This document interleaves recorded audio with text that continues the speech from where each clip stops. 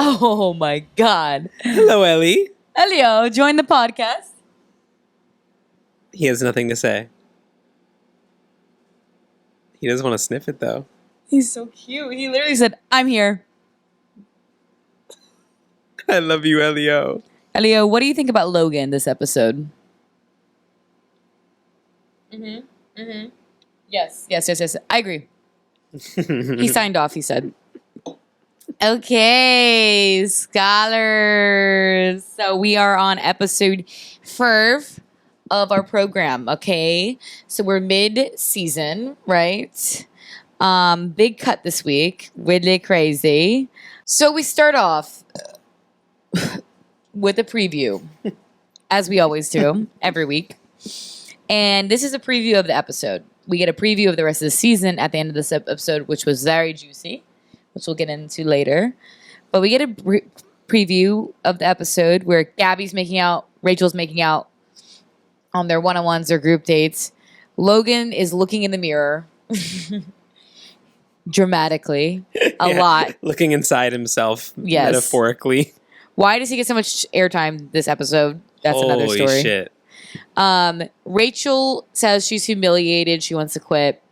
And Gabby brings Logan into her fold. That's what we see. So we know Logan is going to stick around. Yeah, he doesn't get immediately kicked off. We're just looking to see how. How. Yeah. Which we kind of saw in the preview last week. So we open up with these crew shots. And I wanted to get your opinion on these because these are obviously drone shots. They're cruise shots. Do you think they're spawn con? What's the point of these? Well, it's definitely spawn con. But also, it's like they have to have establishing shots to show like where they are for people who might have forgotten or they've never. This is their first time watching the show. They gotta spell it out for you. That's why also it's like I was just thinking the previews tell you exactly what's going to happen. Why are we even watching the show? You know what I mean? It's like because if you just watch one episode in the season or you only watch the preview segments every week, you'll know everything that you need to know to be culturally aware.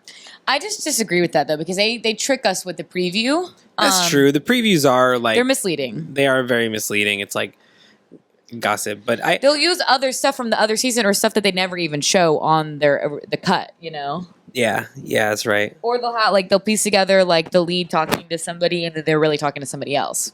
Yeah. So they make things... They manufacture. When you watch long enough, you learn how to identify the bullshit. Yeah.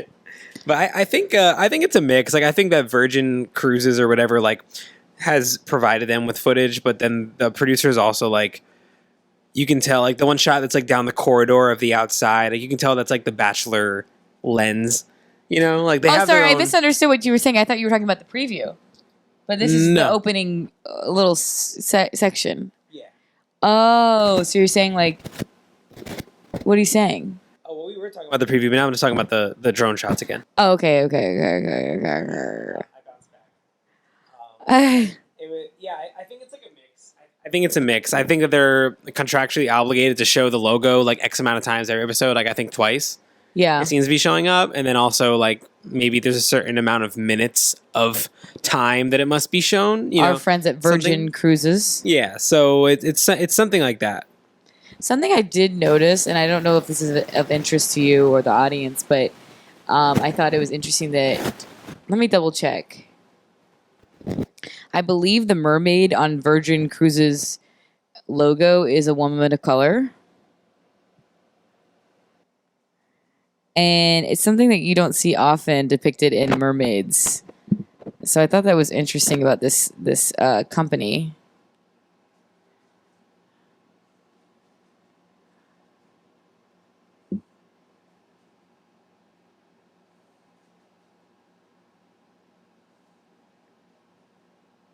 Oh yeah, see, look. They're woke. This was the logo. Yeah. That makes it woke? Well, they have this on the ship, and then they have this other one that they use.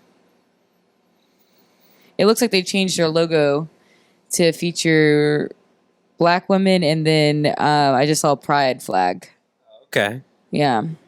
How do I... There's Virgin Hotels, too, right? Yeah. And there's Virgin, like, Cellular. Is my phone not working, baby? Look at this. So my microphone is like fucked up. Like the signal, I'm getting weird signal on the monitor. You see all that stuff because where the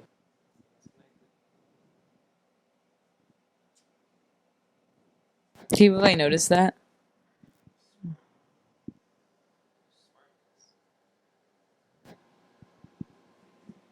now I should be good. So I don't know what's... See, look at their Pride one. I mean, it's Pride capitalism, but still.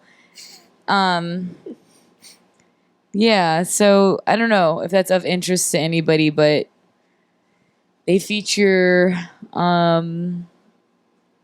multiple races in their mermaid depiction, which I think is interesting. And so, and one of those logos was on The Bachelor. The black woman was on the side of the ship. Okay, gotcha. Cool. So we do see Gabby eating an ice cream cone, which I questioned. I was like, is that is the ship staffed, or is that just a producer giving her ice cream? Right. My suspicion was it was a producer, but who knows? Maybe they have some staff. People. I don't know. Maybe it's still Virgin Cruises, right? Yeah. So we see a shot of Gabby in bed, and she kind of gets a lot of these bed shots, which is interesting. You see that on previous seasons of The Bachelorette, and it's usually a Bachelorette that the producers really like. Like I remember specifically like Hannah Brown and Becca Kufrin getting a lot of these shots. It makes them seem sympathetic, like they're pondering, they're thinking, all they're thinking about is love in their bed, We don't see Rachel having that same moment. We see her sitting on the boat looking into the abyss on the deck. So Gabby says they're in Bruges, Belgium. Rachel, as I said, is wanting a fresh start as she's looking ominously out into the ocean. The abyss, as you wrote in our notes. I just think that's weird that they have Gabby in her bed saying where we're at, setting the scene, doing the more Bachelorette thing, and then we have Rachel sitting on the deck looking into the ocean saying, I'm so insecure, I just want a new start, I'm so upset. Yeah, being an outcast character. Yeah.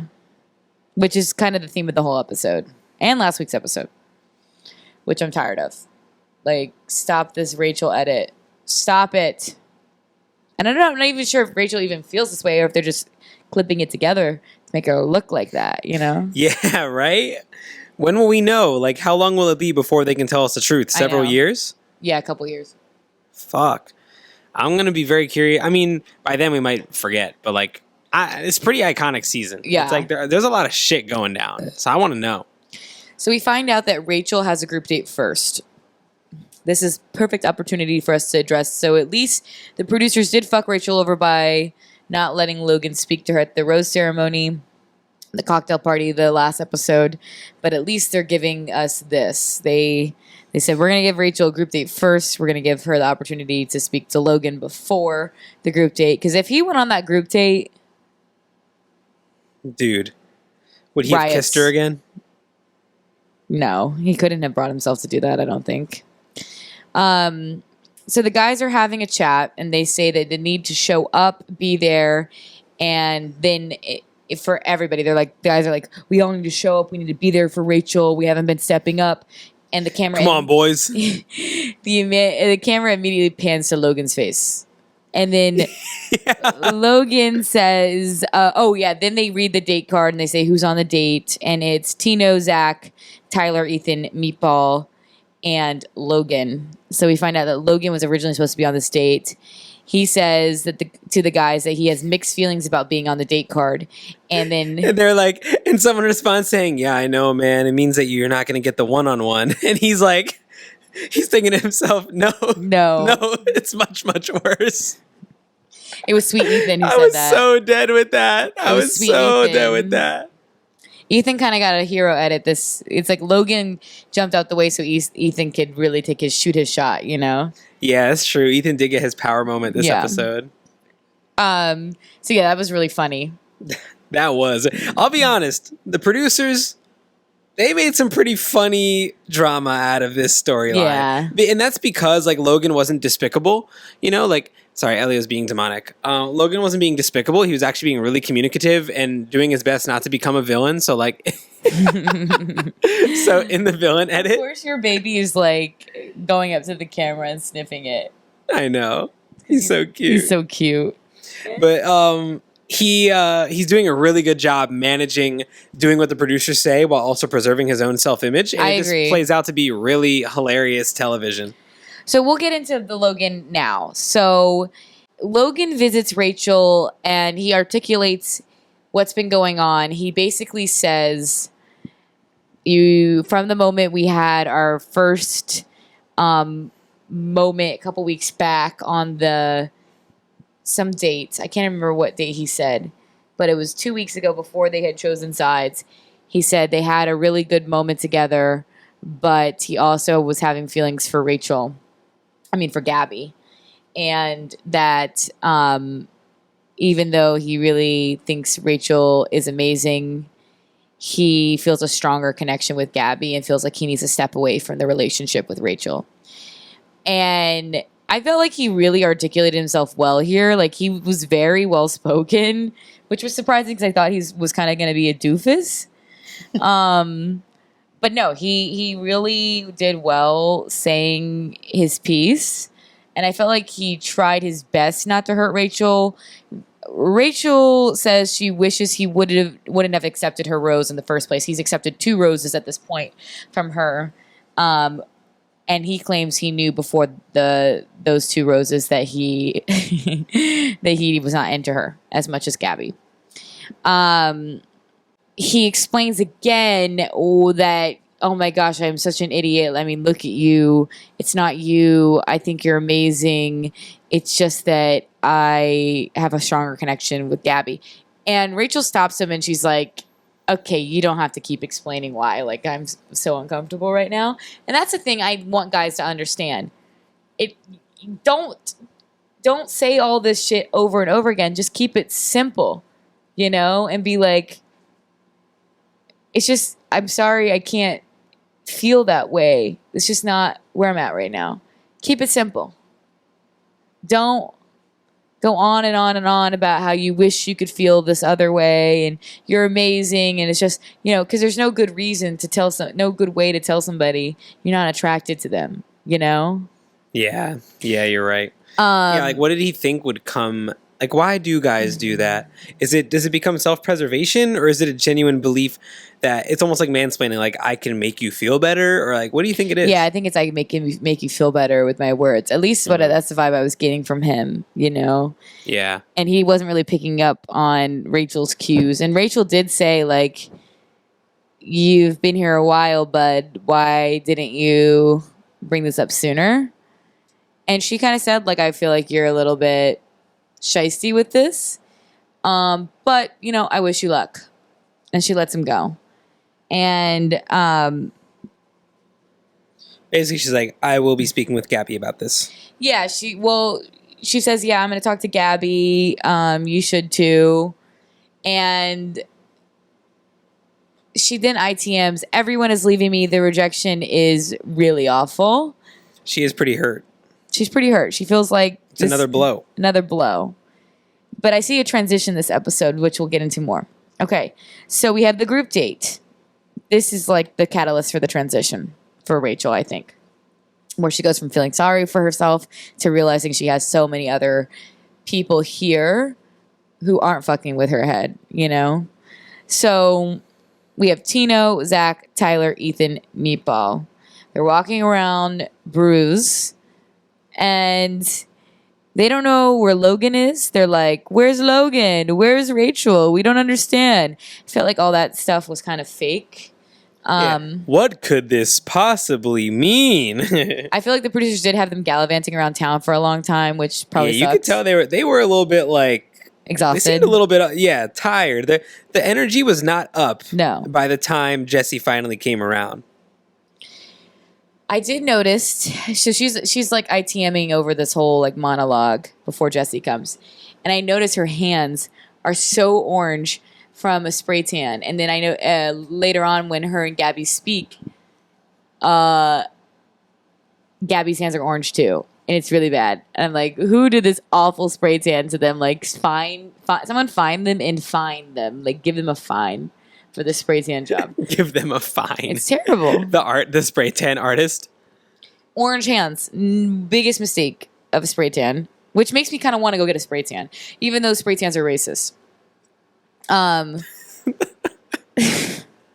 They're very racist. I try to stray away from getting those, but something makes me want to have orange hands.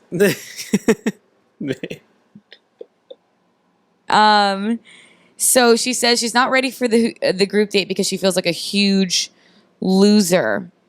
She's questioning again, why did he accept the rose after the first rose ceremony? I don't understand. She feels like a failure as a bachelorette. She speaks with Jesse. He says he's so sorry when he visits her, even though... Did you think that was genuine? What? Jesse saying to Rachel, I'm so sorry this has happened to you. No. When he already knew what was happening. He already spoke with Logan 2 episodes ago. He is not sorry. He's not sorry. He's not sorry. He doesn't care. He is a Dark Lord. Yeah, he is in his Dark Lordness here. Sorry, citation Game of Roses. They came up with that term. But Jesse, this was one of his darkest episodes. She tells Jesse she confides in him. She thinks that after this rejection and the other ones, that she'll keep getting rejected. And that the guys will keep rejecting her. Because she said over and over again, I feel like a loser. I feel like the guys think they're on the losing team. Which is crazy. Even Nate said, right? Team Gabby? Is that Nate who said that? Yeah. When he we'll get into that later, but like when he crosses over, we do hear that word team again. It's like, it's a thing. They're internally calling it Teams. Team Gabby, Team Rachel. Yes. It's... Okay. It's it's out in the open now. This is just a competition show. Yeah. And that you get money from sponsored content if you win. Like it. Yeah. I mean, could it be any more obvious? They're calling it teams. Yep. And they're when they're deciding on who's going to get the rose, they're like, "Oh, I bet it's going to be this person. I bet it's going to be this person." Like, what the fuck? And even Jesse says, "There's no playbook for this." So, actually, there is. Yeah, that's what we tweeted. We retweeted one of those. Yeah, if you saw our Balin's wonderful tweet roundup that she does every week. That was one of the curated tweets. When there's not a playbook for this, and there's a screenshot of how to win The Bachelor, literally by the host of Game of Roses, yes, Chad and Lizzie. So she says that I keep getting dealt bad cards. I thought that was an interesting quote because it's like, who's dealing the cards? The producers? Yeah. What? Like, what does that mean? She has to know. Like I think that's what she meant, right? That's either that or she genuinely she's just really stuck. She's in, I mean, it's like cabin fever. You're stuck in that game long enough, that bubble. Show long enough. You're just going to, I imagine it would make you kind of lose your shit at a certain point. Totally. So the next couple lines are really interesting that Jesse Palmer says. He says, you cannot be the perfect bachelorette, just like I couldn't be the perfect bachelor. He starts recalling back to his time as bachelor. He says, we do our best. We do this. Dude, I could not with that. Which is interesting because that's a departure from the previous host, Chris Harrison, because obviously Jesse Palmer was a bachelor. Right, Chris was not. Right, so he's saying... He's relating to Rachel in some way because he was the Bachelor 10 years ago. Dude, that was the most superficial, quote-unquote, advice I've ever heard. Like, is that supposed to make someone feel better? Yeah, like, you can't be the perfect... Like, you can't... That's like saying, you can't be perfect. It's like, I'm not saying I'm not complaining about not being perfect. I'm saying that I'm being fucked over right now. So that's what she's saying. I'm being dealt bad cards. There's no playbook. It's like almost like she's pleading to Jesse, like... Can you please tell them to stop? Yeah. Can you tell the producers to stop? Literally. She says, I shouldn't be this sad